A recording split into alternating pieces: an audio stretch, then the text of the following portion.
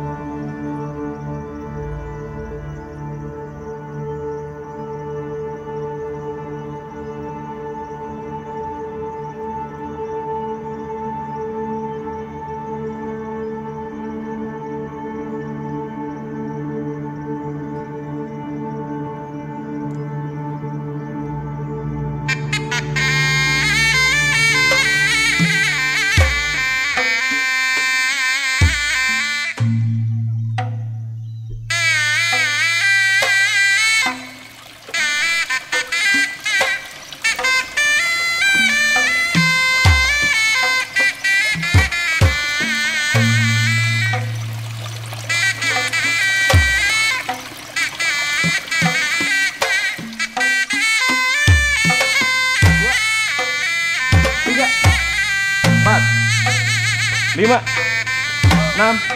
Nama saya Cecep Arif Rahman.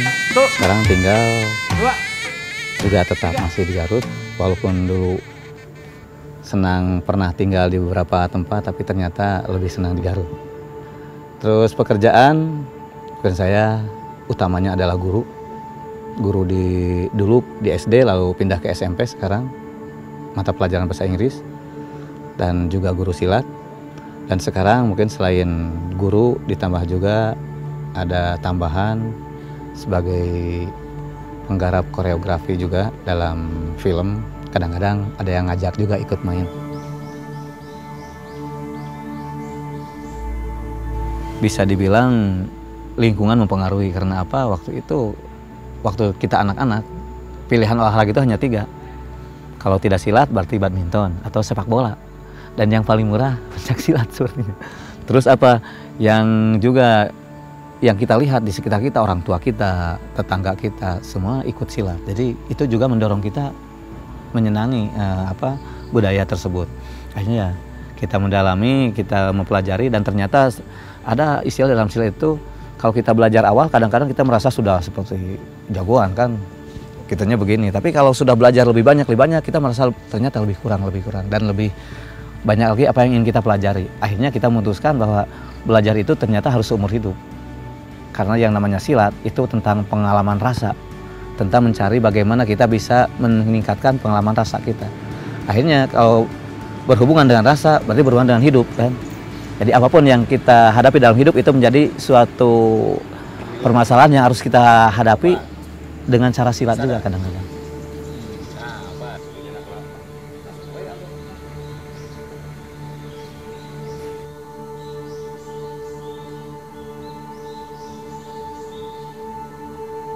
Nah, menurut perguruan kami bahwa silat dulunya ada beberapa tempat yang memang menjadi sumber silat. Di antaranya ada Sumatera, ada Jawa, ada Bugis. Nah, dari ketiga tempat ini bercampur baur menjadi dulu semenjak zaman kerajaan kita di Sunda ada Pajajaran, terus juga Majapahit. Memang itu kadang-kadang banyak sumber-sumber silat yang sampai mengeditkan ke sana. Tapi yang identik tahunnya sampai diketahui dengan benar, walaupun secara oral yang ditulis sama tokoh-tokoh silat juga, itu kalau di Jawa Barat kita bersumber awalnya dari Cimande. Nah, dari Cimande itu kira-kira abad 17-an, itu dari keturunan yang dulunya sering mengajar di keprajuritan Pajajaran atau Kerajaan Galuh dulunya. Nah, beliau Makahir baru berkelana sampai Cianjur dan hari tuanya dihabiskan di Bogor. Nah, dari sana berkembang aliran Cimande. Nah, dari aliran Cimande ini ada satu tokoh namanya Haji Ibrahim. Dia belajar dari 19 tokoh guru Cimande, tapi juga belajar kedua guru dari Sumatera. Akhirnya muncul aliran Cikalong. Nah, terus ada juga Pak Sera namanya. Dia belajar dari generasi kedua Cimande, dari anaknya Pak Mbah Kahir. Lalu dia juga belajar dari tokoh atau guru dari Aceh juga. Akhirnya ada aliran Sera. Terus di Jawa Barat juga ada aliran Sabandar, memang murni orang Sumatera tapi bermukim di Jawa Barat. Terus kesininya ada juga aliran Betawi. Betawi bukan hanya Sumatera, Bugis, dan Jawa Barat yang bercampur baur di aliran Betawi, tapi ada juga Kuntau. Nah, dari penggabungan beberapa aliran tadi memunculkan kan aliran-aliran perguruan-perguruan di Indonesia yang nantinya dari perguruan tersebut mendirikan perkumpulan IPSI itu kan. Nah, di IPSI istilahnya sudah digabung jadi pencak silat. Karena apa? Sebenarnya itu nama-nama yang biasa kita pakai kalau misalnya di daerah Jawa dan Bali ke sana kita bilang pencak, kadang mencak. Kadang pencak pakai K, kadang tanpa K. Nah, dari Sumatera terus Melayu bilangnya silat atau sile. Akhirnya dari dua kata itu supaya diakui oleh semua digabung jadi pencak silat. Jadi sebenarnya artinya itu juga. Walaupun ada yang mengidentikan katanya pencak lebih ke tradisi, silat lebih ke pengembangan. Sebenarnya itu mah boleh-boleh saja kan. Jadi kalau saya mau sebutkan pencak silat itu apa? Bela diri Indonesia yang mencakup tentang bagaimana secara harfiahnya melawan orang langsung, atau memang bela diri kita dari segala apapun yang menjadikan ancaman buat diri kita. Karena dalam silat bukan hanya tentang arti secara literal atau secara kamus, tapi juga arti secara dalamnya, prinsipnya, filosofinya. Kalau filosofinya, apapun yang kita pelajari dalam bela diri melawan orang bisa diaplikasikan juga bela diri atau pemecahan masalah dalam menghadapi permasalahan dalam hidup. Seperti itu.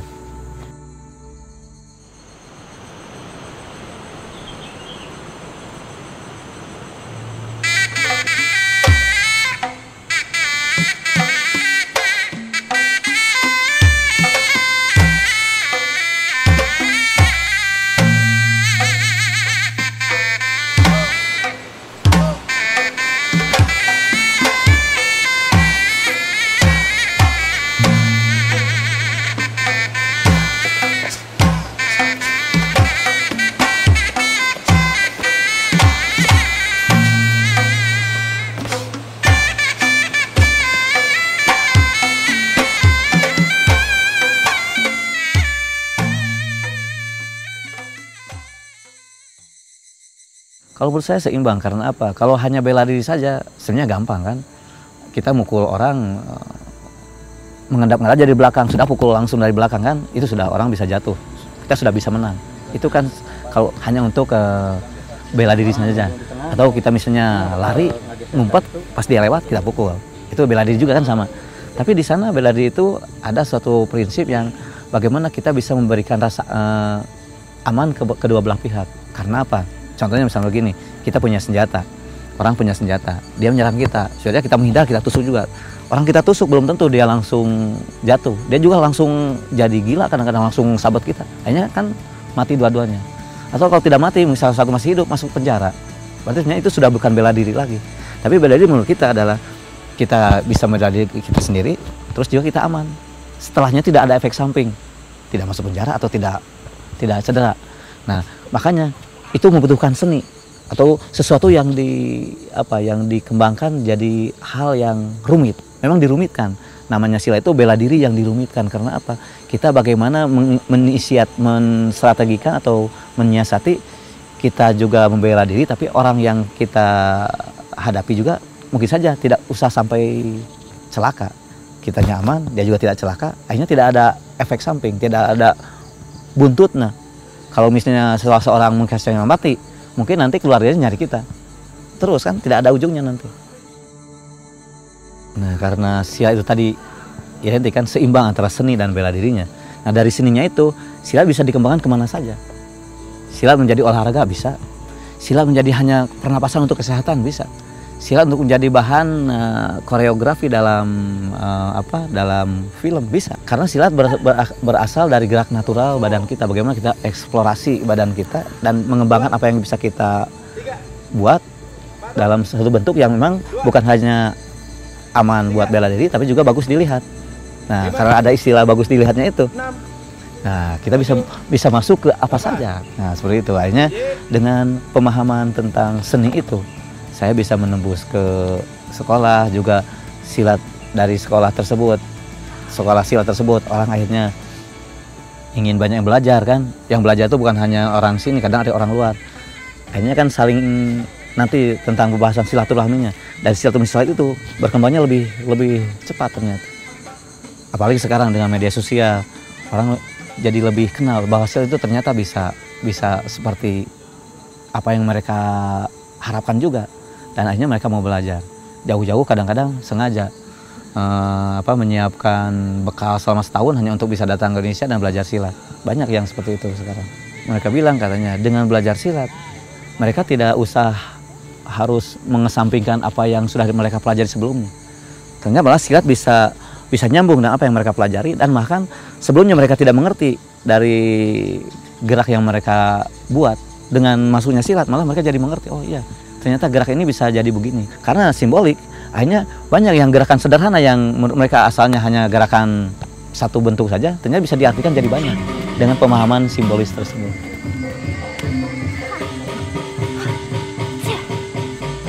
Flew down here to learn about Pencak Silat Panglipur from Khan Checep. So I started studying Silat in the United States in 2009. And when you go to YouTube, you look at all the Silat on the videos, like top 5, Khan Checep would be top 5. So we're like, I want to go train with him. So when he came to the States, I flew over there to train with him at the seminar. Yeah, I saw him on YouTube, and then he came to America in 2012. So I trained with him in 2012, and then the Raid 2 came out, and then we saw him in the Raid 2, and then we saw him in Austin again, and then we're like, oh, we need to come train with him in Indonesia. Silat, it's a complete martial arts. So it has like self-defense, mental, it has like spiritual components. It's how to live your life. It's just not just like fighting or just weapons. It has everything. I like all of it, but I really like the philosophy and the art aspect of it. Because anyone can fight, but not everyone can live as a good person. I plan to teach my students about the Silat, the philosophy, the movements, with the music, with the self-defense aspects of it. So all of it.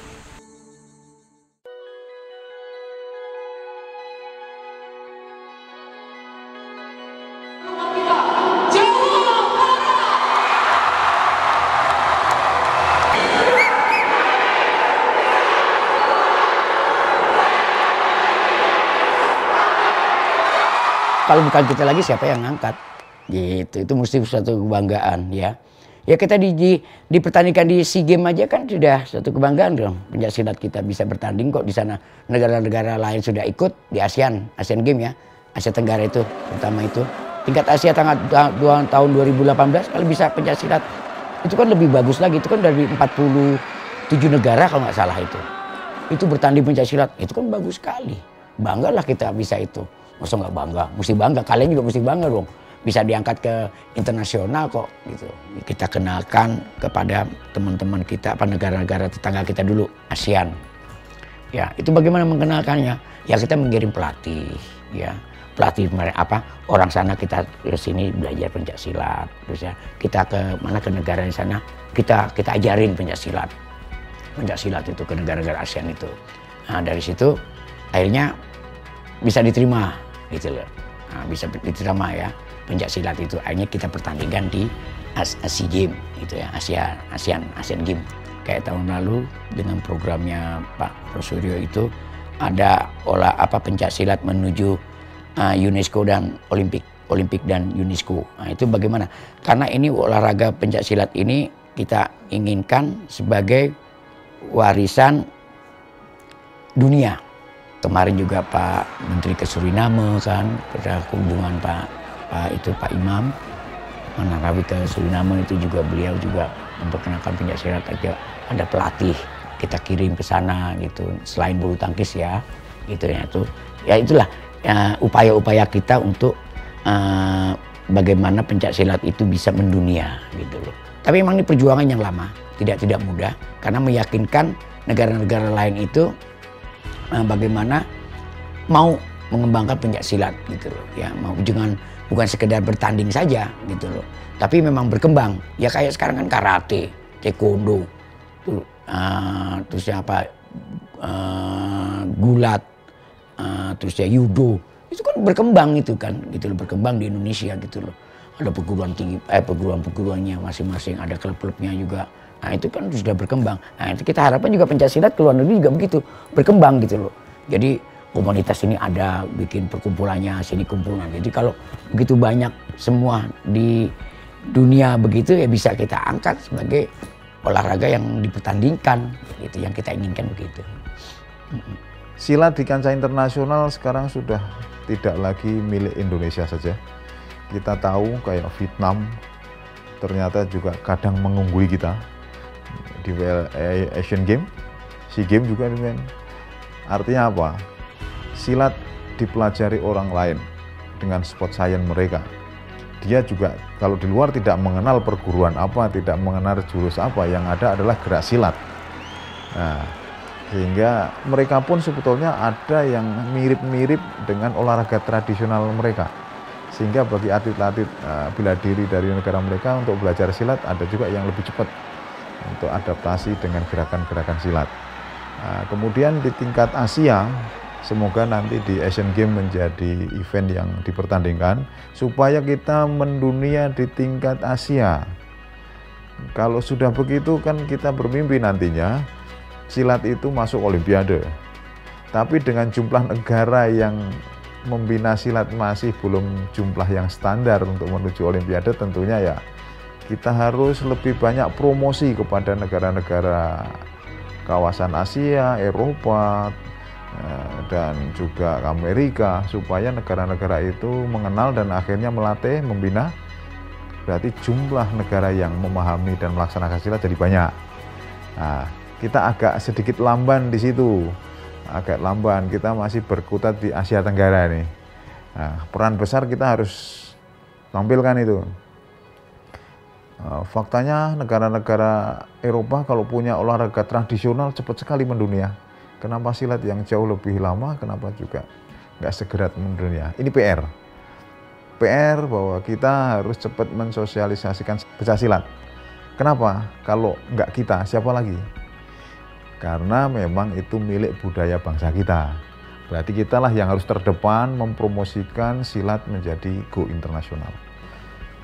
Harapan besar saya kepada pengurus induk organisasi supaya tidak ada isu kubu-kubuan antar perguruan. Satu, kenapa? Karena supaya fokus kalau urusan prestasi nasional ya menjadi yang terbaik, sehingga kalau tanding di internasional dialah yang jadi pemenang. Jangan sampai juga bagi atlet yang potensial nggak kerekrut karena faktor suka tidak suka, sehingga mematikan kader, mematikan generasi. Kedua, kalau tadi kan organisasi, Kedua, perbanyak kompetisi nasional, internasional, di daerah juga dilakukan, sehingga kompetisi berjenjang. Ketiga, pembinaan juga berjenjang, ada usia pelajar, ada usia mahasiswa, sampai program Indonesia Emas di High Performance Program. Ketiga, kelima, kaitannya mempopulerkan itu, kita harus perkuat promosi pencaksilat ke internasional, biar kedepannya kita masuk ke agenda Asian Games, syukur-syukur Olympic Games. Kalau sudah Olympic Games, berarti itu sudah milik dunia, dan kita akan populer karena kita bisa mengibarkan merah putih Indonesia Raya karena silat, karena kita yang punya silat. Kita selama ini hanya berharap di bulu tangkis, angkat besi, suatu saat harus ada merah putih dari pencaksilat. Ya, harapan saya sih perkembangan pencaksilat ini pertama harus tetap dipromosikan ya, harus secara kontinu, secara masif, baik dari sisi promosi pencaksilat itu sendiri sebagai suatu kebudayaan, kemudian pencaksilat sebagai sisi prestasi ya, harus diakui dan dapat dipertandingkan pada tidak hanya di SEA Games, Asian Games, tetapi juga harus bisa dipertandingkan di Olympic Games ya. Jadi kita harus berjuang, jangan kita kalah dengan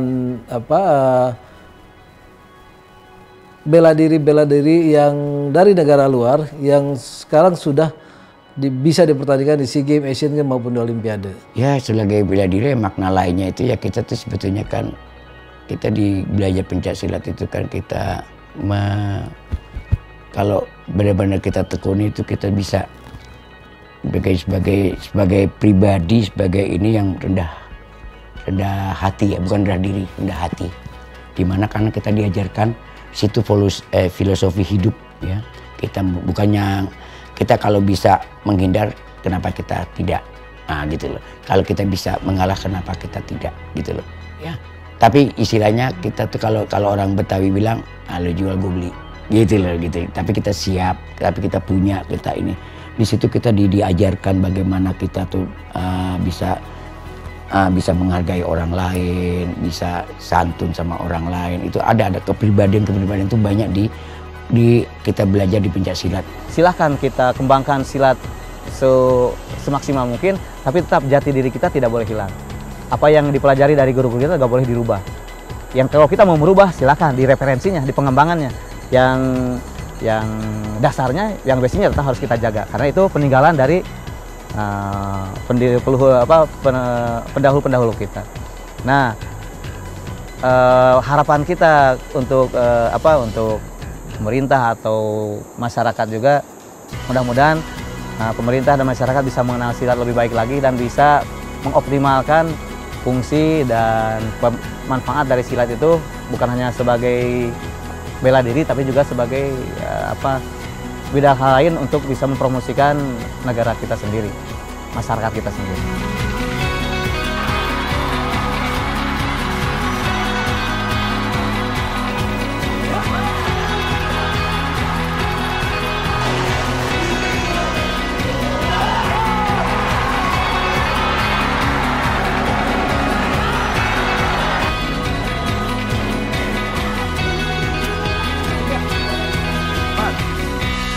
Lima, 6, 7, 1, 2, 3.